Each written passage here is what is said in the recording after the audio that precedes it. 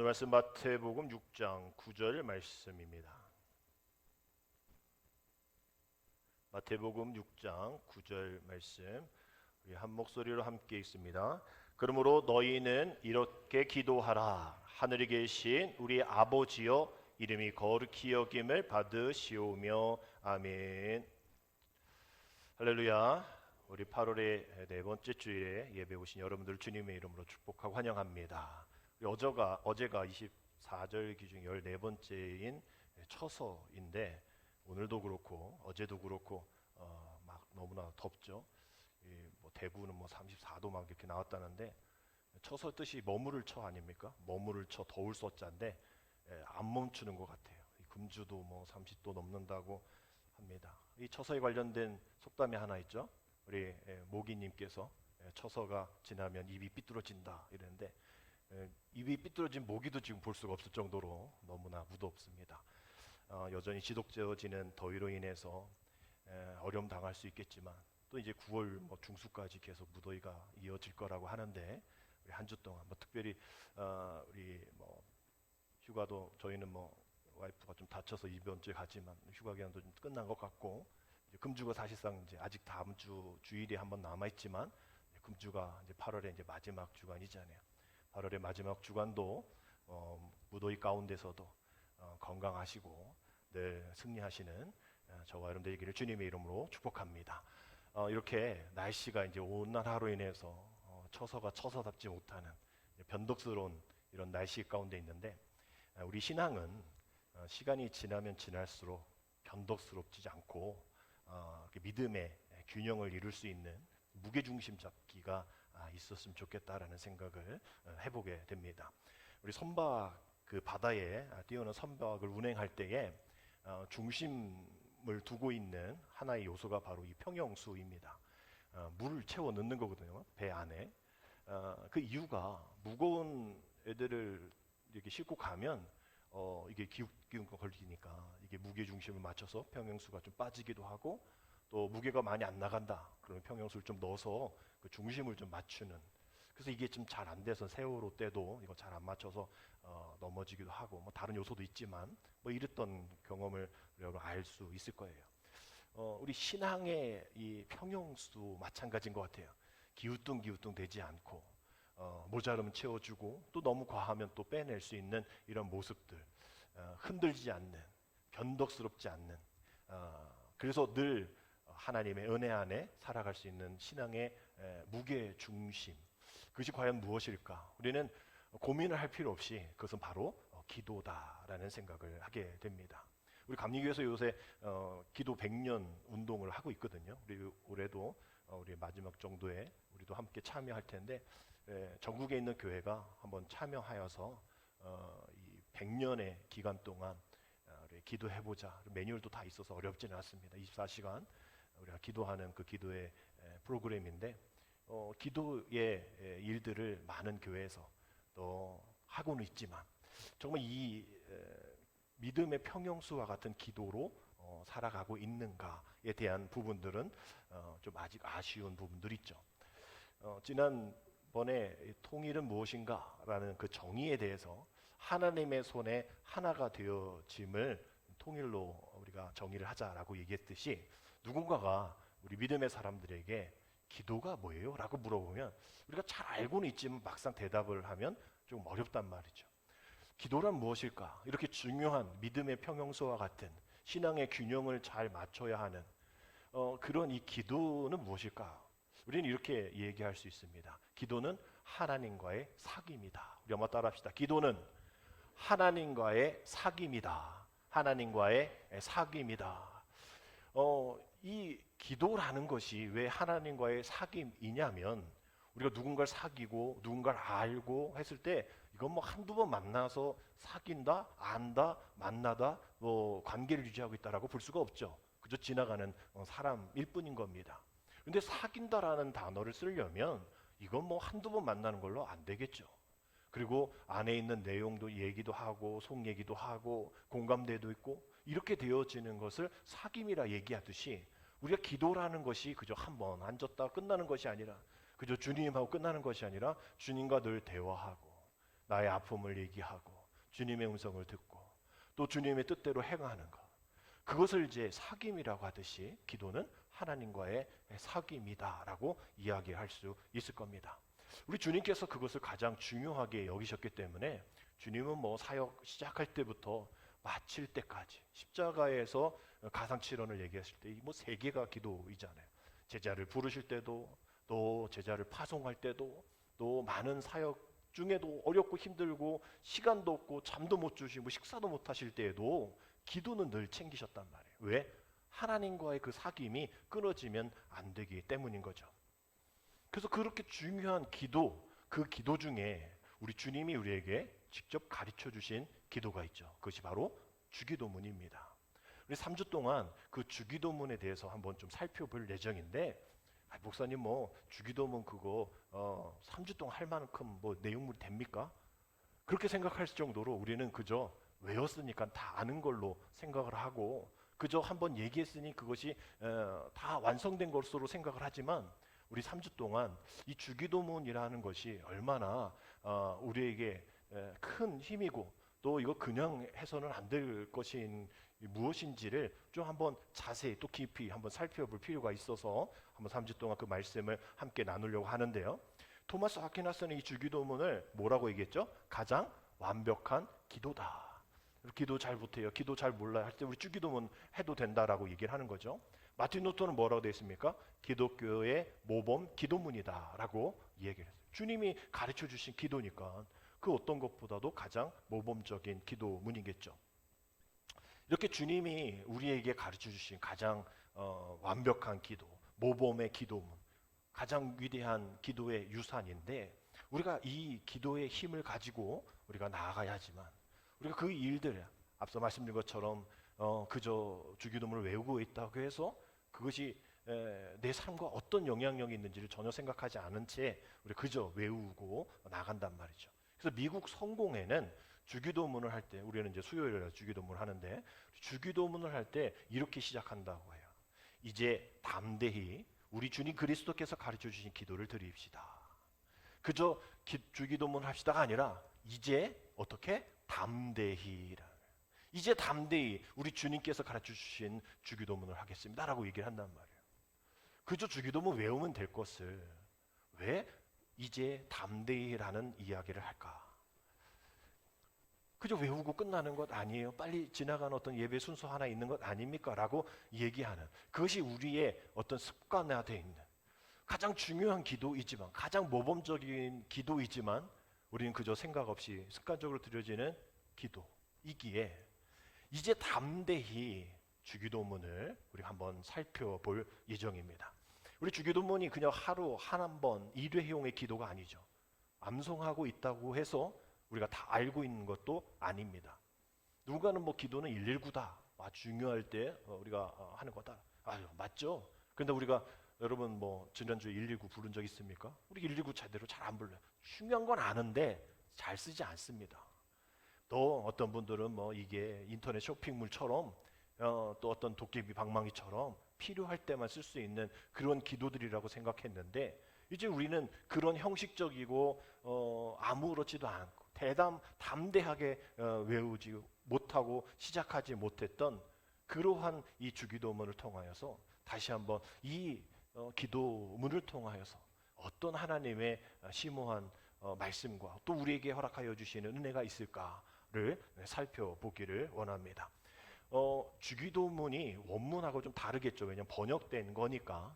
근데 원문에서는 당신의 나라, 당신의 뜻, 당신의 이런 이름, 이런 것이 붙어 있어요. 당신이라는 것이 붙어 있습니다. 근데 우리나라 번역본에서는 당신이라는 단어를 쓰지 않죠. 왜냐하면 우리가 이 존칭의 명사이지만 우리가 당신에 대한 이 사용을 했을 때 당신이 뭔데 막 이러면서 좀 쓰고 있단 말이에요. 그래서 이 부분이 좀 있고, 소유격이잖아요. 근데 우리나라 말은 소유격을 굳이 붙이지 않아도 다 이해가 되기 때문에 주기도문 번역할 때 당신이라는 얘기가 좀 빠졌어요. 근데 2006년에 새로운 찬송과 새로운 성경이 보급되어질 때 새로운 주기도문과 새로운 사도신경이 되어 있습니다. 아마 여러분들이 성경책에 보시면 원래 거가 있고 그 아래 게가 새로 바뀐 게 있을 거예요. 그래서 어느 교회는 새로운 것도 하기도 하고 우리 교회는 옛날 걸 하는데 거기에 당신의라고 집어넣으려고 하다가 또 여전히 그 당신의가 뭡니까 해서 아버지의라고 보여. 아버지의라는 비록 소유격은 안 해도 되지만 그래도 당신은 느끼는 그러니 아버지라고 넣자. 그래서 아버지의라고 아버지의 나라, 아버지의 뜻, 아버지의 이름 이렇게 합니다. 그래서 어느 지방 성회나 또 목사님들 모이는 회의 가서 이제 주기도문으로 예배 마치겠습니다. 이러면 다 달라요. 막 그래서 막 여기서 저기서 이게 뭐야? 막 좀 통일을 하든가. 옛날 뭐 지금 뭐 많은 분들이 쓰고 있는 이렇게 얘기를 해야 되는데 하여튼 주기도문 합시다. 막 그렇습니다. 하여튼 뭐 우리가 알고 있는 그 버전이 어떤 버전이든지 뭐 주기도문은 주님이 가르쳐준 주기도문이니까 좀 다르더라도 우리가 한번 살펴볼 텐데 오늘 우리가 읽은 말씀 마태복음 6장 9절 그러므로 너희는 이렇게 기도하라. 하늘에 계신 우리 아버지요. 오늘 여기까지 할 거거든요. 하늘에 계신 우리 아버지요. 이 짧은 이 문장 가운데 오늘 저는 30분 동안 설교를 할 거예요. 영어 성경에서는 Our Father라고 시작을 하죠. 또 헬라어도 파테르 헤몬이라는 단어를 시작을 합니다. 주기도문은 우리 아버지요라고 시작을 해요. 근데 우리 번역에만 하늘에 계신 우리 아버지요라고 시작을 합니다. 번역보다 앞서서 하늘에 계신이라는 그 단어를 넣게 된 것이죠. 이것이 더 설득력 있는 것이 아버지여라고 부를 때에 그저 그냥 아무 아버지가 아니라 우리 주님은 분명히 우리 주기도문 안에 다 스며들어 있는 그런 의미이듯이 하늘에 계신 아버지임을 고백했다라는 것을 우리나라 성경 번역가들이 고백을 한 것이죠. 그래서 그냥 아버지가 아니라 하늘에 계신 우리 아버지여라고 우리 주기도문을 시작을 하는 겁니다. 이 하늘에 계신 것을 전제를 했기 때문인 것이죠. 그럼 우리가 이 하늘이 무엇인지에 대한 부분들을 좀 잘 따져봐야 되는 거예요. 전도서 5장 2절의 말씀을 보면 너는 하나님 앞에서 함부로 입을 열지 말며 급한 마음으로 말을 내지 말라. 하나님은 어디에 계시고? 하늘에 계시고 너는 땅에 있음이라. 그런즉 마땅히 말을 적게 할 것이라. 우리가 이렇게 하늘에 계신 우리 아버지, 또 우리는 땅에 있다. 하나님은 하늘에 계시고 너는 땅에 있다. 우리는 여기 땅에 있고 하나님은 저 위에 있는 걸로 생각을 한단 말이에요. 뭐 성화도 우리 예수님이 저기 계신 것 같기도 하고. 그래서 우리는 이런 것이 너무 이미지화되어 있어서 우리는 여기, 하나님은 저기, 뭐 이렇게 생각을 한단 말이에요. 근데 이게 우리가 알 수 있는 차원에서의 이해인 것이죠. 어쩔 수 없이. 또 그 단어가 그 단어이니까. 근데 왜 하나님 앞에 말을 꺼낼 때 조심하라 라고 얘기했을까? 저 멀리 계시니까? 안 들리니까? 뭐 잘못 들리니까? 아니잖아요. 함부로 입을 열지 말라라고 얘기하면서 하나님은 하늘에 계시고 넌 땅에 서 있지 않느냐라고 이야기하는 거예요. 그러면 우리가 이미 이 정도는 알고 있죠. 그 하늘이 저 스카이, 창공이 아니라는 것을 아실 겁니다. 또 우리가 밟는 그 땅이 바로 여기 뭐 몇 번째 이게 아닌 것을 여러분은 아실 거예요. 즉 여기서 말하는 하늘, 또 여기서 말하는 땅은 우리가 그냥 생각하고 우리가 알 수 있는 그런 것이 아니라 바로 땅은 우리의 어떤 인간의 필요성의 한계성을 이야기하는 거고 하늘은 그거와 반대인 것이죠. 그 우주 만물을 창조하신 그 영원성 또 절대성 이런 걸 얘기하는 거예요. 그러니까 하늘에 계신 하나님 하면 그 절대성 영원성을 생각하고요. 땅에 있는 우리라고 생각하면 우리는 그저 그 한계성을 가지고 있는 우리다라는 것이죠. 그래서 이 얘기는 땅에 있는 사람들이 볼 때에 하늘은 감히 상상할 수 없고 크고 넓고 위대한 것처럼 인간에게 하나님은 감히 그 앞에 서기도 두려울 만큼 위대하시고 완전하시고 거룩하시고 영원하신 분이다라는 것을 고백하는 말씀이 바로 이 하늘과 땅이라는 거예요. 이 이야기를 통해서 우리와 하나님은 다르다라는 것을 이야기하고 있는 것이죠. 그러니까 하나님이 누군지를 알면 우리가 무심하게 또 습관적으로 감격 없이 아무렇게나 이렇게 하나님 앞에 설 수 없는 존재다라는 거예요.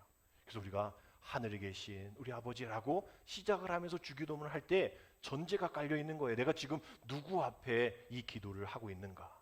누구에게 말을 걸고 있는가? 누구와 지금 사귐을 갖고 있는가? 이것이 바로 내가 정말 상상할 수 없는 아름답고 또 위대하고 거룩한 그 주님 앞에 내가 서 있다라는 그 경외함을 가져야 한다라는 것이죠.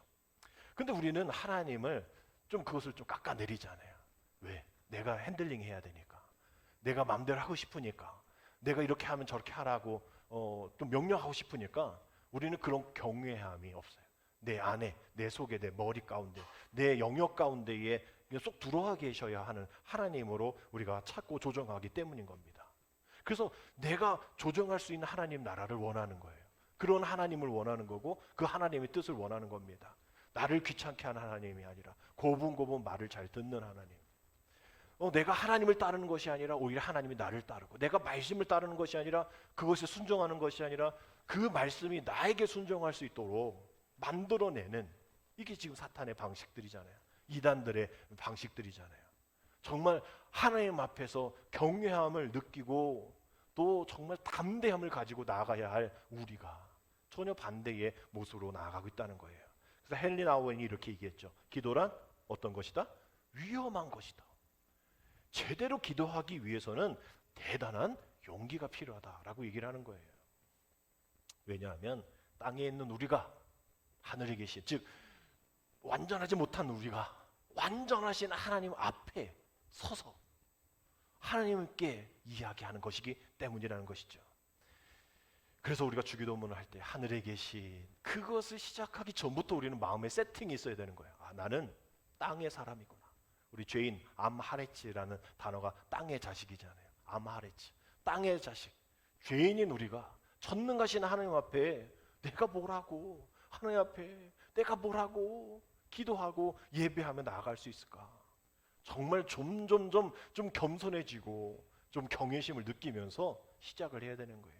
주기도문뿐만 아니라 오늘 모든 예배와 또 말씀 읽는 것과 선교하는 것과 봉사하는 것과 우리가 살아가는 모든 것도 다 코람데오 하나님 앞에서 부족한 나지만 나를 통해서 이루실 하나님의 위대하신 일들을 내가 뭐라고 나를 사용하십니까? 감사합니다. 그러면서 겸손해져야 한다라는 것이죠. 우리는 하나님 앞에 감히 설 수도 없고 입 뻥끗할 수도 없는 우리임에도 불구하고 말하라고 하잖아요. 또 그것을 통해서 우리에게 나아가라 하잖아요. 어떻게 해요? 우리가 그럴 수 있다? 없잖아요. 그러니까 히브리서 4장 16절에 이것을 증명하고 있지 않습니까? 우리 함께 읽겠습니다. 그러므로 우리는 긍휼하심을 받고 때를 따라 돕는 은혜를 얻기 위하여 은혜의 보좌 앞에 어떻게? 담대히 나갈 것이라. 우리가 그냥 할 수가 없다니까요. 그 긍휼하심을 받았을 때라는 거예요. 우리가 이 자리에 앉아 있는 것도 여러분 의지로 온 것 같죠. 그러나 하나님이 우리를 긍휼히 여기셨기 때문에 오늘 여러분 이 자리에 또 예배하는 가운데 또 말씀을 듣게 되어지는 겁니다. 그래서 은혜의 보좌 앞에 담대히 나아갈 수 있게 되어지는 것이죠. 땅에 사는 우리가 뭐라고 하늘에 계신 하나님께 나아갈 수 있는가? 그것을 생각하라는 거예요. 그러면 우리는 기도하면서 하나님 이거 해주세요. 왜 이따위로 합니까? 막 이러면서 하나님 이러시면 안 되죠. 막 겁박을 하고 이게 됐냐? 안 된다는 거예요. 그저 우리는 하나님 제가 듣겠습니다. 하나님 말씀하여 주옵소서. 이런 자세로 하늘에 계신이라는 것을 시작을 할 때 우리 마음이 세팅이 되어야 한다라는 거예요. 기억하십시오. 우리는 땅에 있고 우리가 믿는 하나님은 하늘에 계십니다. 우리는 연약하고 부족하지만 하나님은 전능하시다라는 것을 잊으시면 안 돼요. 그래서 이 하늘에 계신을 여러분 잘 기억하셨다면 이제는 이 아버지를 잘 기억하셔야 됩니다. 아버지라 부르라 말씀하고 계시는 거잖아요. 기도를 가르쳐 주시면서. 그래서 이 아버지를 생각하면 우리는 또 어떤 걸 생각해요? 이 땅 하늘을 생각하듯이 우리 아버지를 생각한단 말이에요. 우리 아버지를 생각하면 위대하시고 또 전능하시지만 우리니까 그렇게 얘기하죠. 아버지니까, 친아버니까 얘기하지. 우리도 아버지잖아요. 여러분 전능합니까? 위대합니까? 우리 아버지들 부족하잖아요. 연약하잖아요. 이 땅에 완벽하고 전능한 아버지는 안 계시죠. 그러니까 우리 이 부분도 하늘이라는 개념처럼 아버지의 이미지를 좀 빼야 돼요.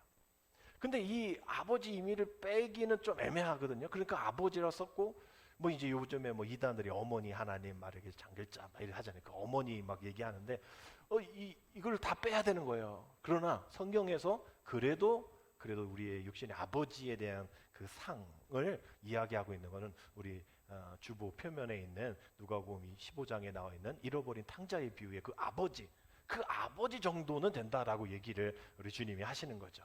우리가 잘 아는 이 누가복음 15장의 잃어버린 탕자의 비유는 사실상 이 탕부의 비유다라고 얘기를 합니다. 탕자, 뭘 탕진한 거예요? 아버지의 재산을 탕진했잖아요. 근데 탕부의 비유라고 하는 것은 아버지가 그럼 뭘 탕진했다는 거예요? 아버지의 그 사랑. 그냥 계속 베풀어 주는 사랑. 그러지 않아도 되는데 불구하고 그냥 쏟아내는 그 탕진하는 그 사랑을 얘기하는 거다라고 얘기를 합니다. 왜냐하면 그 당시 유대인의 이 하나님의 상은 이런 아버지처럼 이렇게 봐주고 뭐 이러면 안 되는 거예요. 딱 잘라야 되는 거예요. 완벽해야 되는 거예요. 빈틈 없어야 되는 거예요. 자기 아들 뭐 아직 나 살아 있는데 유산 달라서 가져갔어? 그것부터 벌써 호적에서 패야 되는데 뭐 다 탕진하고 왔다 또 그걸 받아들이면 안 되는 거예요. 근데 또 첫 번째 아들은 또 뭐 아버지 왜 이러십니까? 어디 네가 또 막 이러면서 다 이래야 되는 아버지 상인 거예요. 하나님을 그렇게 보고 있는데 우리 주님은 그렇게 보지 말라는 거예요. 그런 아버지, 부정적인 아버지를 보지 말라는 거예요. 아버지 하나님은 모두에게, 첫째 아들에게, 둘째 아들에게 모두에게 다 사랑을 베풀어 주시는 그런 아버지다. 그런 아버지상은 가지고 있어야 된다라고 얘기를 하면서 이 아버지라고 이야기하는, 그래서 앞서 말씀드린 그 아버지, 그 전능하신 아버지가 우리의 아버지다라는 것을 얘기하면서 우리라는 단어를 쓰고 있는 거예요. 하늘에 계신 아버지인데 어떤 아버지? 누구의 아버지? 우리의 아버지라고 되어 있단 말이죠. 그럼 사실상 이게 우리의 아버지에 대한 부분들이 우리가 분명 이 로마서 8장 15절에 너희는 다시 무서워하는 종의 영을 받지 아니하고 양자의 영을 받았느냐, 우리가 아버지라 부르짖느니라. 그럼 나의 아버지지. 아바라는 단어가 아빠잖아요. 뭐 설명이 필요 없는, 다른 사람 몰라도 나는 그 아버지를 알아. 그 아버지의 숨소리만 들어도 알아. 라면서 이거를 이야기할 수 있는 그 하나님과의 관계를 아빠 아버지라고 얘기하는, 뭐 어른 되면 아빠라고 부르기가 좀 애매하지만 우리 어린이들 아빠라고 부를 때 거기에 무슨 가식이 있어요? 뭐가 있어요? 아빠 하나님이라 부르는 것에 나의 하나님이지 왜 우리의 하나님이라고 이야기할까라는, 우리 그냥 외웠지만 우리 하나님으로 왜 했을까? 그저 하늘에 계신 나의 아버지여라고 이야기하지. 그래서 여기서 주님은 그래 맞아, 너의 하나님이지, 나만의 하나님이지, 그래 괜찮아. 근데 거기에서 좀 더 나가야 돼. 우리의 하나님이 되어야지. 너만의 하나님이 되어서는 안 돼. 우리의 아버지라고 함께 부를 수 있는 그 공동체가 바로 교회 아니야. 혼자 예배하고 혼자 말씀 보고 혼자 우리 코로나 때 그랬잖아요. 그래서 믿음의 성장이 있었니? 우리라는 단어를 통해서 함께 이뤄나가는, 그래서 뭐 우리 은행도 있고 뭐 우리 당도 있고 뭐 우리라는 단어를 많이 쓰잖아요. 그 우리라는 단어를 통해서 이제 너의 골방에서, 우리 골방에서 기도하라 뭐 말씀 있잖아요. 너의 골방에서의 기도가 이제 좀 나와서 우리의 아버지를 고백할 수 있는 이들이 함께하는 그런 공동체 이루어 나가야 되지 않겠어? 라고 말씀을 하는 거예요.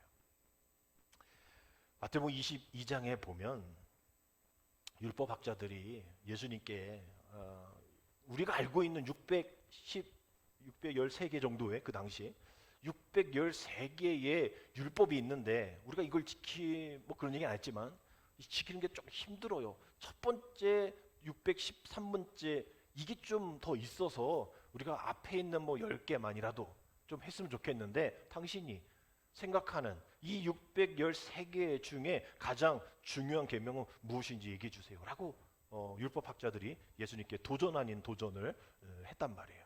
그랬을 때 예수님께서 마태복음 22장 37절 40절에 이렇게 대답하셨죠. 예수께서 이르시되 내 마음을 다하고 목숨을 다하고 뜻을 다하여 주 너희 하나님을 사랑하라 하셨으니 이것이 크고 첫째 되는 계명이요 라고 얘기했던 거예요. 그러면 하나님 사랑하라, 아 그게 첫 번째군요. 이거 끝날 줄 알았는데 그 다음에 뭐라고 그랬어요? 39절에 둘째도 그와 같으니 라고 되어 있어요. 그러니까 그것만이 아니라 둘째가 있는데 그것과 동일해 라고 얘기하면서 내 이웃을, 이제 우리 얘기를 하는 거예요. 내 이웃을 네 자신같이 사랑하라 하셨으니 이 두 계명을 온 율법과 선지자의 강령기라 라고 얘기합니다. 우리가 뭐 선서할 때 있잖아요. 저도 약간 그게 왜 그러는지 처음에 몰랐어요. 하나 하고 뭐 일단 뭐 석탄 뭐 축제 하잖아요. 그럼 거기서도 뭐 하지 않을까요? 뭐 안돼. 하나 우리는 어쩌고저쩌고. 그러면 둘 이래야 되는데 두 번째인데 또 하나 이러면서 뭐 하시더라고요. 또 세 번째도 셋 이래야 되는데 하나 이러면서 한대요. 이제 이 의미가 있는 거죠. 이것은 하나 둘 셋 이게 아니라 다 중요하다라고 얘기하는 것과 같이 하나님을 사랑하라라는 것이 가장 중요한 첫 번째 계명이야. 근데 두 번째를 얘기할 텐데 이 두 번째는 두 개의 어떤 나눠짐이 아니라 첫 번째 그게 똑같은 건데 하나님을 사랑하듯 내 이웃을 사랑해야 돼. 너를 사랑하듯 우리를 사랑해야 돼. 너만이 아닌 우리를 잘 살펴야 해 라는 것을 이야기하고 있는 말씀이 있습니다. 홀로 있음에 대한 부분도 필요하죠. 그러나 더불어 있음도 중요하다라는 거예요. 이 홀로 있음에서 이제 두세 살에 모여 기도하라라는 얘기도 함께 모여서 성장하고 초대교회를 이루고 복음을 전하는, 그래서 우리 아버지라고 부르는 사람들이 모여서 교회 공동체를 이루어 나아갈 때에 혼자만이 아닌 함께 나누며 세상을 위해 일하시는 믿음 안에 연결되어지고 연합되어지는 그 공동체를 나는 원해라고 이야기하고 있는 겁니다. 어떤 분들은 나는 예수님은 좋지만 교회는 싫어요 라고 얘기해서 뭐 큰 교회가 그렇겠죠. 예배만 드리고 갑니다. 뭐 합시다, 안 해요. 뭐 우리 수련회도 가야 되는데 수련회 갑시다, 안 가요. 또 뭐 이번에 뭐 하는데 함께 우리 지붕공사 했잖아요. 이제 십자가 공사만 남았는데 우리 뭐 합시다, 안 해요. 왜? 난 예수님은 좋지만 나 그런 공동체 안에서 뭘 하기 싫어요. 보기 싫은 사람도 있고 왜 그걸 굳이 그렇게 해요?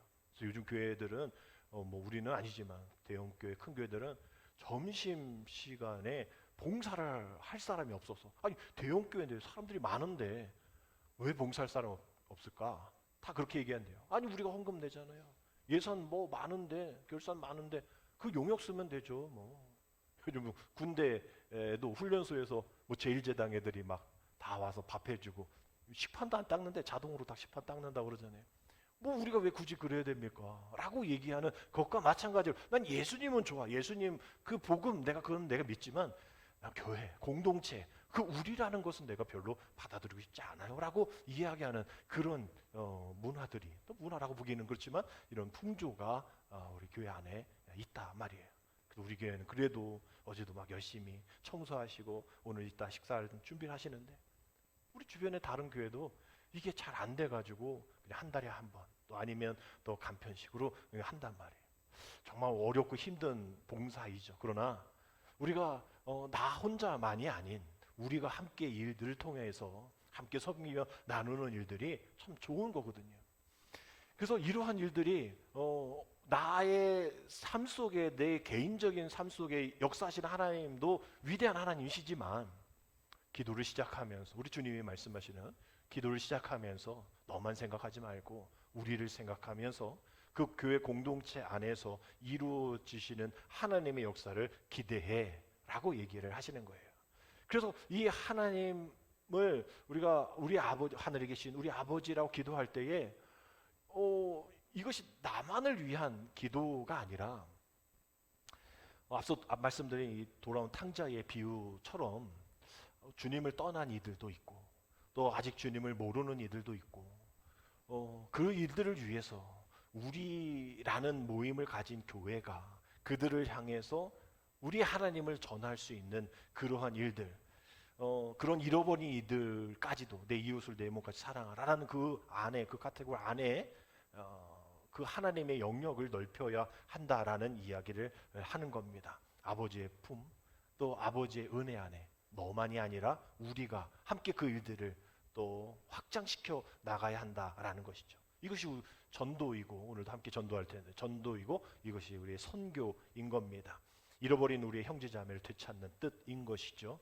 잃어버린 이들을 위해서 기도하자라는 겁니다. 그래서 하늘에 계신 우리 아버지, 우리 모두가 다 마음껏 부를 수 있는 일들을 위해서 우리가 책임을 지자라는 거예요. 오늘 말씀을 정리해 보면 정말 짧은 이 한 문장 속에 우리 모두 주님의 은혜를 힘입어서 전능하고 위대하고 완벽하신 그 하늘에 계신 하나님을 만날 수 있게 된 겁니다.